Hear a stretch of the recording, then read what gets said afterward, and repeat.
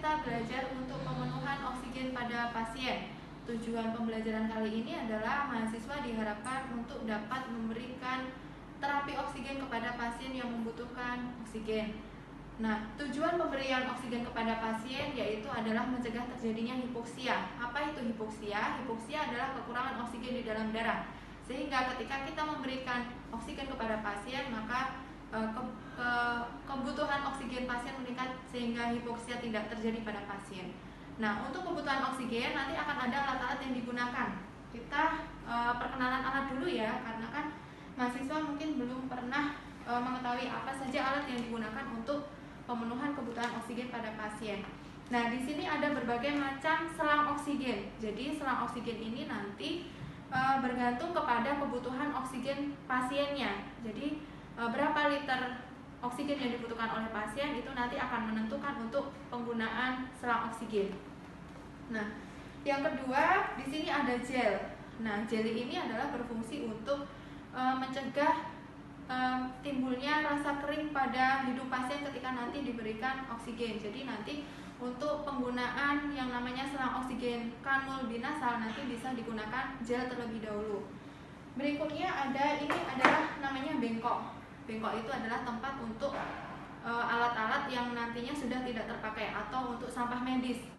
Ya, ini alat-alat yang digunakan. Jadi yang pertama adalah tadi selang oksigen. Selang oksigen itu ada bermacam-macam. Nanti akan saya tunjukkan satu persatu. Nah, di sini ada selang oksigen yang namanya kanul nasal atau nasal kanul. Nah, ini seperti ini bentuknya. Jadi ini nanti akan kita masukkan ke hidung pasien. Ini pasien menggunakan selang oksigen ini ketika mendapatkan konsentrasi oksigen atau oksigen yang dibutuhkan itu adalah 1-6 liter. Untuk maksimal penggunaan dengan kanul nasal itu adalah 6 liter. Nah, berikutnya ada yang kedua, itu menggunakan ini.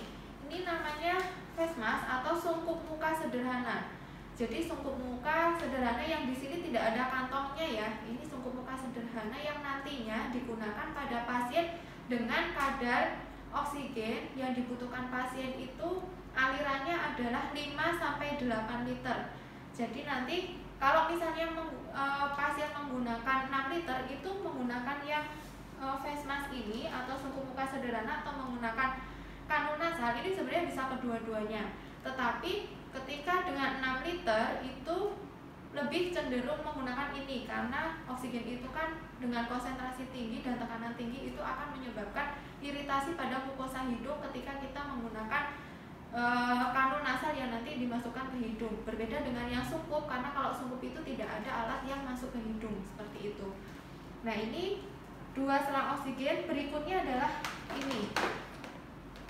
Apa perbedaan kedua selang oksigen yang ini dan ini? Nah, ini namanya adalah rebreathing mask. Perbedaannya ada di katupnya.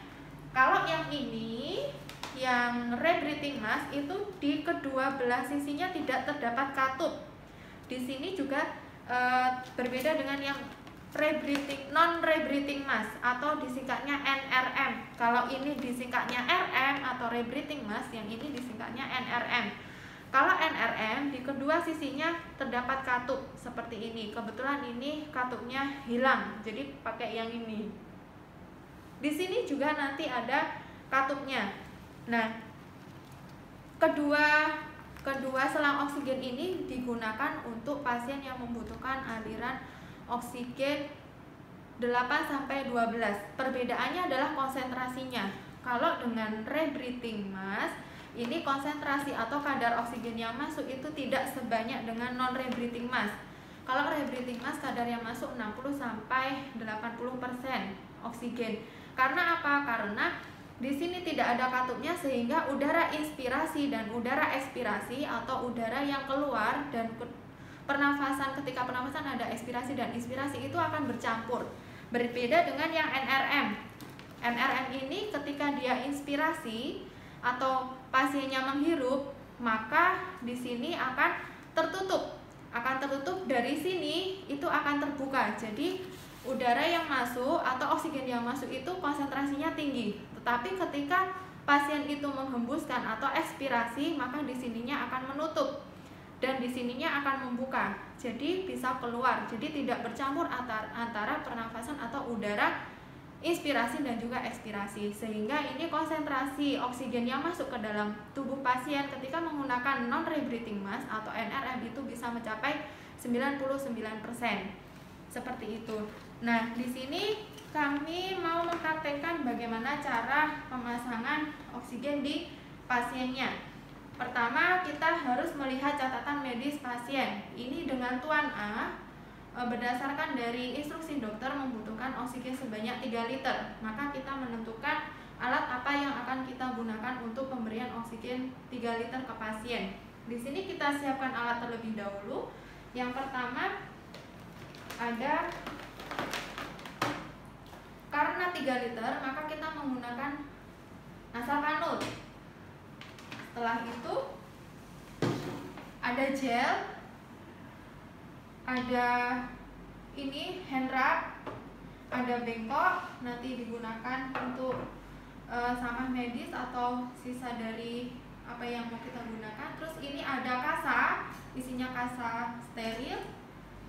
Di sini ada plester, nanti bisa kita gunakan untuk fiksasi selang oksigen agar tidak mudah terlepas. Ada gunting untuk menggunting plester. Ini adalah alat yang akan kita gunakan ke pasien. Untuk pemasangan tadi Tuan A umurnya 35 tahun, kebutuhan oksigen 3 liter, maka kita akan memberikan oksigen 3 liter ke pasien. Kita sudah menyiapkan alat. Baik, kita sekarang mulai dengan cuci tangan terlebih dahulu.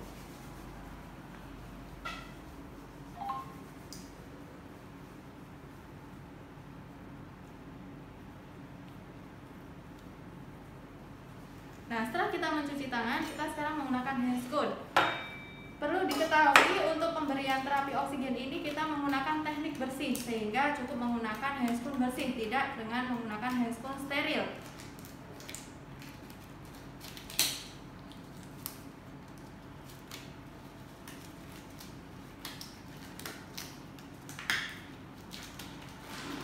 Setelah menggunakan handscoon bersih, kita siapkan alat dengan memotong plester.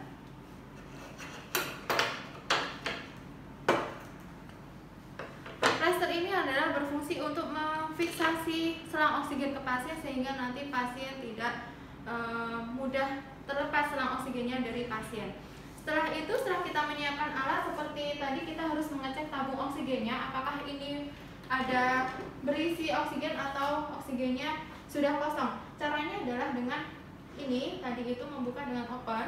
Setelah itu ketika ini nanti naik berarti ini oksigennya sudah terisi, dan pastikan ini untuk humidifiernya terisi dengan air steril. Setelah itu kita cek untuk flow meternya apakah berfungsi dengan baik atau tidak. Ternyata naik indikatornya sehingga ini bisa dipastikan bahwa tabung oksigen siap untuk digunakan. Nah, semuanya sudah siap, kita sekarang ke pasien. Setelah membaca catatan medis pasien, Bapak A umurnya 35 tahun, berdasarkan instruksi dokter dibutuhkan aliran oksigen 3 liter untuk mencegah sesak nafas pada pasien. Kita ke pasiennya dengan membawa alat yang sudah disiapkan. Assalamualaikum Bapak. Waalaikumsalam. Bapak, perkenalkan saya penata anestesi Vita. Di sini saya akan memberikan oksigen kepada Bapak karena ini dari rekam medis Bapak ada sesak nafas ya Pak ya hari ini. Oh iya, kira-kira waktunya 3-5 menit. Sebelumnya ini dengan Bapak siapa Pak? Oh iya, Bapak A umurnya? Oh iya, 35 tahun. Saya cocokkan dulu di gelang pasien. Oh iya benar, Bapak A 35 tahun ya Pak ya. Jadi saya tujuannya adalah memberikan terapi oksigen ini untuk mencegah terjadinya sesak nafas pada Bapak. Jadi nanti ketika sudah saya pasangkan, harapannya adalah Bapak tidak melepasnya sehingga tidak sesak lagi gitu ya Pak ya. Sebelum kita mulai, ada yang mau ditanyakan? Kalau tidak ada, saya tutup tiranya untuk menjaga privasi dari kliennya, dari pasiennya. Kita mulai dengan membaca basmalah terlebih dahulu ya Pak ya. Bismillahirrahmanirrahim. Posisikan pasien dengan nyaman, posisikan pasien dengan semi fowler atau setengah duduk. Setelah pasien, maaf Pak, saya posisikan yang nyaman bagi pasien atau setengah duduk bagi pasiennya. Setelah itu kita menyiapkan alat yang tadi sudah kita bawa untuk segera dipasangkan ke pasien. Pertama, karena ini kita menggunakan kebutuhan oksigennya 3 liter, maka kita pilih kanul nasal atau nasal kanul. Nasal kanul maka kita perlu dengan penggunaan gel agar tidak terjadinya iritasi pada mukosa hidung pasien. Setelah itu, kita cek terlebih dahulu apakah ini berfungsi dengan baik atau tidak dengan cara memasangkan selang oksigen ini ke tabung oksigen. Kita pasangkan di sebelah sini. Setelah itu kita naikkan indikator voltmeternya, kita cek ke bagian tubuh kita apakah ini ada oksigen yang keluar. Setelah itu ketika kita bisa merasakan bahwa bisa dipastikan ini ada oksigen siap digunakan, kita matikan terlebih dahulu. Setelah itu kita berikan gel, karena tadi menggunakan kanul nasal. Kita berikan gel.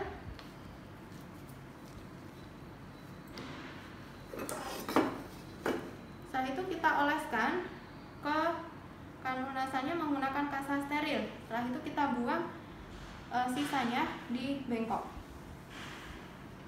Bapak permisi ya Pak ya, ini saya pasangkan selang oksigennya ke hidung Bapak, jadi nanti sedikit tidak nyaman tetapi tidak apa-apa ya Pak ya. Yang penting nanti kebutuhan oksigennya terpenuhi sehingga Bapak tidak merasa sesak. Bismillahirrahmanirrahim, saya masukkan ya Pak ya. Kita masukkan ke hidung pasien. Setelah itu kita fiksasi selang oksigen dengan menggunakan plester yang sudah kita siapkan agar tidak mudah terlepas. Permisi ya Pak ya, ini saya berikan plester sehingga nanti tidak mudah terlepas seperti itu. Setelah difiksasi di kedua sisinya, kita bisa mulai menyalakan sesuai dengan instruksi dari dokter. Saya mulai nyalakan ya Pak ya, nanti kalau sudah terasa Bapak bisa menyampaikan.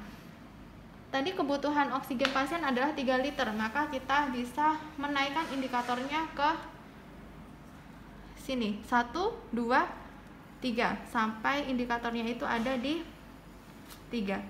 Bapak apakah sudah terasa Pak ada seperti udara yang masuk seperti itu, lebih segar seperti itu Pak?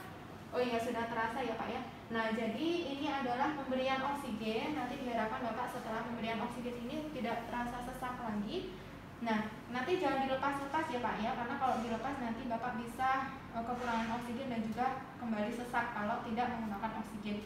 Nah, ini alhamdulillah sudah selesai Bapak. Sebelum saya permisi, ada yang mau ditanyakan? Tidak ada. Baik, kalau tidak ada yang mau ditanyakan, saya permisi dulu. Nanti saya kesini lagi untuk mengecek apakah Bapak masih terasa sesak atau tidak, dan juga nanti saya ingin memeriksa tanda-tanda vital Bapak. Itu ya Pak ya. Kalau tidak ada, bagaimana Pak? Lebih enakan ya Pak ya? Oh ya, alhamdulillah kalau lebih enakan. Saya permisi dulu ya Pak ya. Setelah itu kita permisi. Assalamualaikum Pak. Waalaikumsalam. Jangan lupa kita menaikkan pengaman pasien. Nah, setelah selesai baru kita membereskan alat yang sudah kita gunakan tadi. Membereskan alat, membuka handscoot, dan jangan lupa cuci tangan kembali menggunakan